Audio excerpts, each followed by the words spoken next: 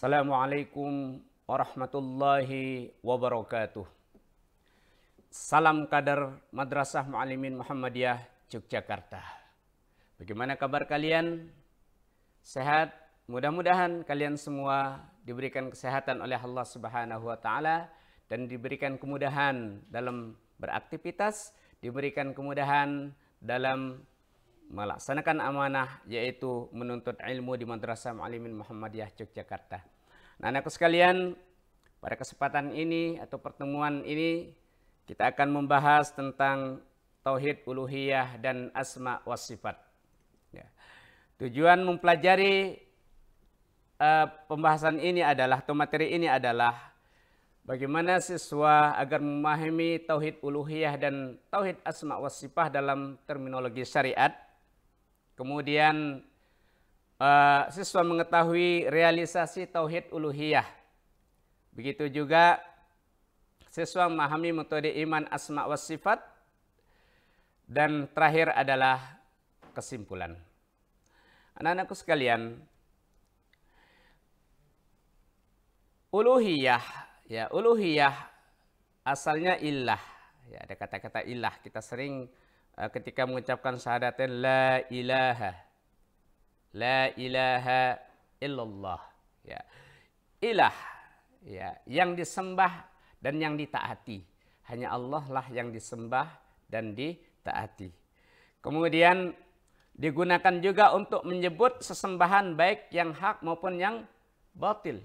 Inilah ilah. Nah, kemudian apa pengertian tauhid uluhiyah dalam terminologi syariat? Nah, anakku sekalian, tauhid uluhiyah mengesahkan Allah dalam ibadah dan ketaatan. Ya. Mengesahkan Allah dalam beribadah dan ketaatan. Mengesahkan Allah dalam perbuatan. Misalnya sholat, zakat, puasa, haji, bernazar, menyembelih sesembelihan, rasa takut dan rasa harap dan cinta. Ini kesemuanya adalah mengesahkan Allah dalam perbuatan. Misalnya sholat. Kalian sholat anak sekalian, tentu kalian sholat itu mengesahkan Allah. Makanya kenapa kita diperintahkan sholat itu betul-betul khusyuk. Hanya menyembah kepada Allah, khusyuk. Tidak merenung, berhayal, mengingat-ingat perbuatan yang lain. Maka ketika kita sudah berniat Allahu Akbar, sudah tujuan kita hanya Allah Subhanahu wa taala.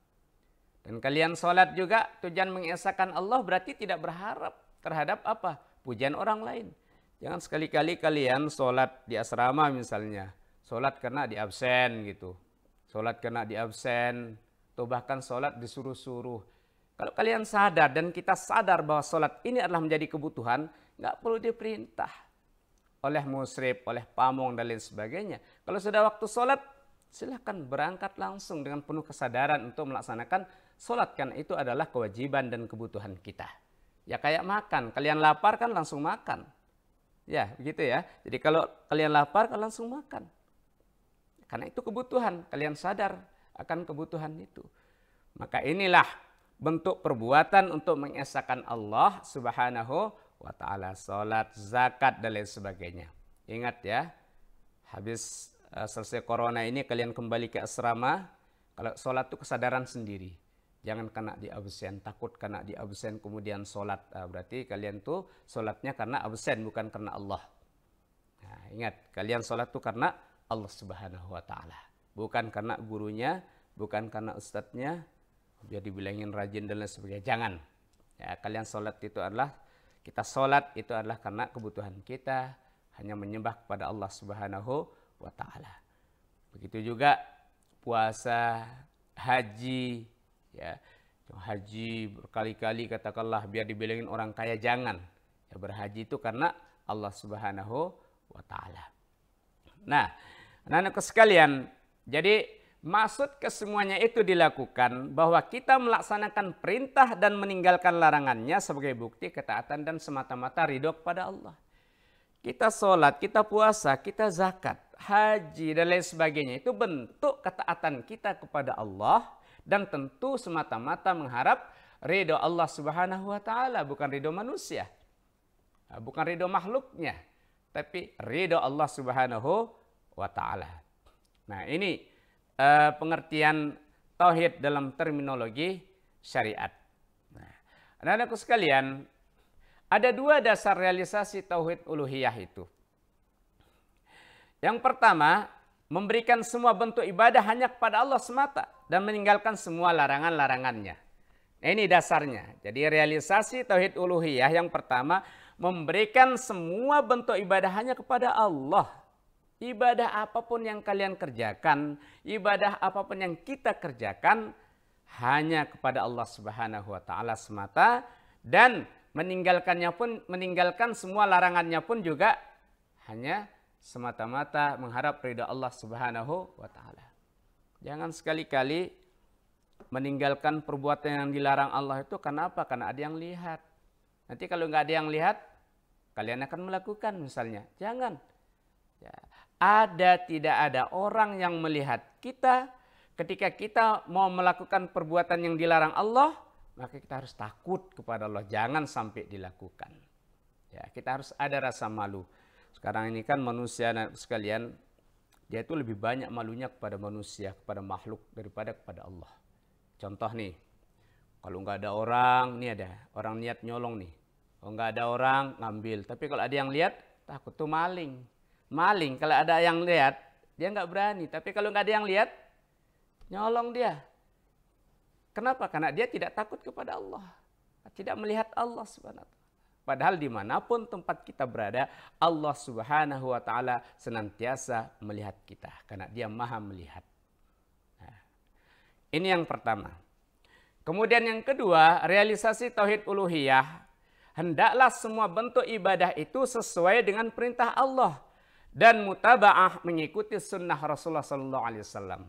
Apapun ibadah yang diperintahkan itu harus sesuai dengan apa yang diperintahkan, yang kita laksanakan. Contoh, sholat duhur. Kita laksanakan pada saat duhur. Jangan kalian sholat duhur itu nanti waktu asar. Jangan sholat asar nanti waktu maghrib. Jadi kalau sholat duhur ya waktu duhur. Rakaatnya pun juga 4. Jangan kalian tambah-tambah. Wah, saya ini sedang sehat nih, sedang fit nih, sholat duhurnya 5 rakaat aja. Nggak bisa, nggak sah. Wah, sholat subuhnya 3 rakaat aja. Nggak sah. Jangan juga kalian melaksanakan sholat subuh itu pada saat waktu duha. Ini tidak menempatkan sesuatu pada tempatnya. Wada' syai' ala syai', menempatkan sesuatu pada tempatnya. Nah ini, jadi sekali lagi, hendaknya semua bentuk ibadah itu sesuai dengan yang diperintahkan Allah. Dan mutabah terhadap sunnah Rasul. Ya zuhur 4 rakaat, ya kerjakan 4 rakaat. Asar yang 4 rakaat, yang 4 rakaat. Maghrib 3 rakaat. Isya 4 rakaat, subuh 2 rakaat. Itu contoh. Berbeda nanti, loh, duhur Ustaz kan bisa dikerjakan 2 rakaat. Asar juga boleh 2 rakaat dan boleh juga digabungkan 2 waktu. Yaitu namanya rukhsah. Memberikan kemudahan bagi orang yang berkesulitan ketika musafir. Ya, itu namanya rukhsah, kemudahan, harus dimanfaatkan juga. Ya, jangan sampai kalian di asar nanti gabung-gabung sholat tuh padahal tidak dalam keadaan kesulitan, dalam keadaan musafir. Nah, orang boleh menjamak, mengqashar sholat itu kalau dia sedang musafir, ya, dan syarat-syarat yang sudah ditentukan. Itu anak-anak sekalian, jangan buat-buat, jangan buat-buat hukum, nggak boleh. Ya. Bermutaba'ah mengikuti sunnah Rasul sebagaimana yang diperintahkan Rasul, yang dicontohkan Rasul, itulah yang kita ikuti. Oke. Kemudian apa kewajiban dalam bertauhid uluhiyah? Kewajiban dalam bertauhid uluhiyah yang pertama, mahabbatullah, cinta kepada Allah.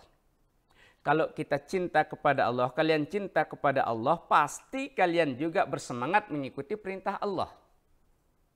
Ya. Ini cinta terhadap sesuatu pasti akan senang.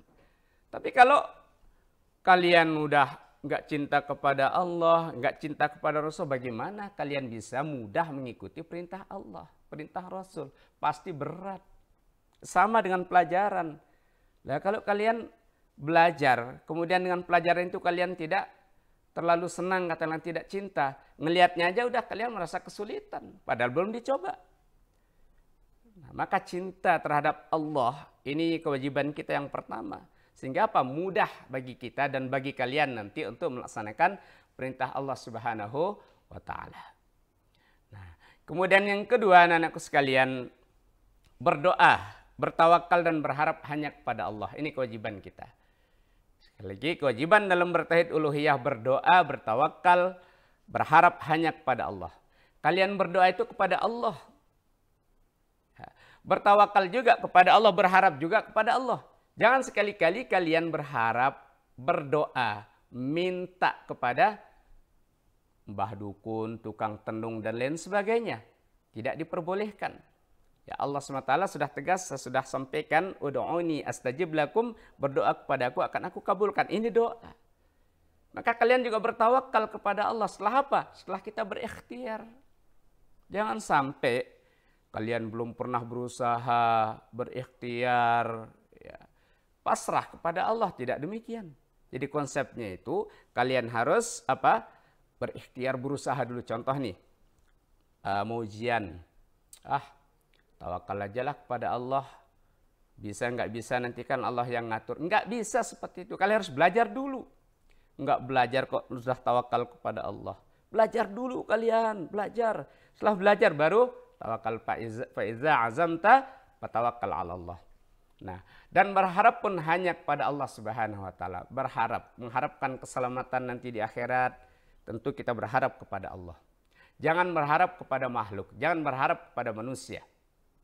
Kayak saya sampaikan di awal pertemuan sebelumnya, nanti ada yang nawari kalian kapling surga, kalian ikut, jangan. Berharap untuk mendapatkan kapling surga dari manusia, jangan. Ya, kita berharap hanya kepada Allah SWT. Ini kewajiban kita. Kemudian yang ketiga, mengarahkan satu tujuan kepada Allah semata dengan disertai rasa takut kepada Allah. Jadi tujuan hidup kita ini semata-mata mengharap ridha Allah. Dan rasa takut kepada Allah, takut itu harap-harap cemas kita ini selamat apa enggak nanti di akhirat. Kita ini selamat apa enggak di akhirat. Kalian ingat Rasulullah SAW, beliau beribadah terus menerus ya sampai kakinya bengkak, padahal beliau itu sudah dijamin masuk surga. Nah, saya, kalian semua nggak ada jaminan untuk masuk surga, malas-malasan, nggak boleh. Jadi kita harus lebih bersemangat lagi untuk beribadah kepada Allah Subhanahu wa taala. Nah, kemudian yang keempat, dalam beribadah harus memfokuskan tujuan hanya untuk mencari ridho Allah. Jadi kalau kalian beribadah, itu betul-betul harus mencari ridho Allah, fokus mencari ridho Allah Subhanahu wa taala, bukan mencari apa? Pujian orang lain. Bukan mencari nilai dari guru. Dalam bentuk angka misalnya. Rajin salat lah biar apa? Nilainya bagus. Enggak. Silahkan. Tujuannya itu hanya untuk mencari ridho Allah saja. Nanti ini urusan nilai, urusan belakangan. Kalau kalian rajin pasti sudah akan diberikan nilai bagus oleh ustadz-ustadz kalian. Ya. Tapi rajin, ibadah bagus itu karena Allah, nanti akan yang lainnya ikut. Ya, nilai-nilai itu akan ikut nanti. Nah, itu anak-anak sekalian. Kemudian berikutnya adalah tauhid asma wa sifat. Asma artinya nama-nama. Oke. Kemudian as-sifat artinya sifat-sifat. Jadi asma as-sifat, Allah SWT memiliki nama-nama dan sifat-sifat yang menunjukkan kemahasempurnaannya sebagaimana disebutkan di dalam Al-Quran dan Sunnah Rasulullah SAW. Apa metode iman dengan asma wa sifat? Ada dua anak sekalian. Yang pertama isbat, kemudian yang kedua adalah nafyu. Nah, isbat itu mengimani bahwa Allah memiliki asma wa sifat yang menunjukkan kemahasempurnaan Allah. Ya. Maha mendengar, Allah maha mendengar, Allah maha melihat, maha mengetahui, maha bijaksana dan lain-lain. Ini isbat. Kemudian nafyu, menafikan atau menolak segala asma wa sifat yang menunjukkan ketidaksempurnaan Allah. Misalnya Allah tidak maha kuasa gitu, harus ditolak itu. Ya.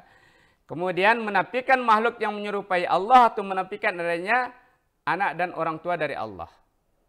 Nah, kalau ada konsep umpamanya ada anak Allah, berarti ada Bapak Allah. ada ibu Allah nanti. Ini jangan dipercayai. Ada Tuhan anak, Tuhan bapak. Jangan kalian percaya itu. Nah, kalau mau nyebut silsilah Allah nanti akan banyak, nanti ada paman Allah, ada saudara Allah, ada kakek buyut Allah dan lain sebagainya.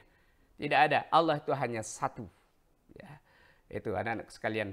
Jadi tauhid uluhiyah, kesimpulannya tauhid uluhiyah adalah tauhid yang sangat penting dan paling mendasar. Di atas tauhid uluhiyah kehidupan dijalankan dan syariat ditegakkan. Nah, ini pembahasan kita pada kesempatan ini. Mudah-mudahan ada manfaatnya. Untuk materi lebih lengkap anak-anak sekalian, silahkan kalian kunjungi portal belajar di siswa.muallimin.sch.id. Jangan lupa kalian pelajari materi-materi yang ada di sana. Tugas-tugas kalian laksanakan juga dengan sebaik-baiknya. Mudah-mudahan Allah SWT memberikan kemudahan kepada kalian semua dalam menuntut ilmu. Itulah yang dapat Ustaz sampaikan. Kurang lebihnya mohon maaf. Assalamualaikum warahmatullahi wabarakatuh.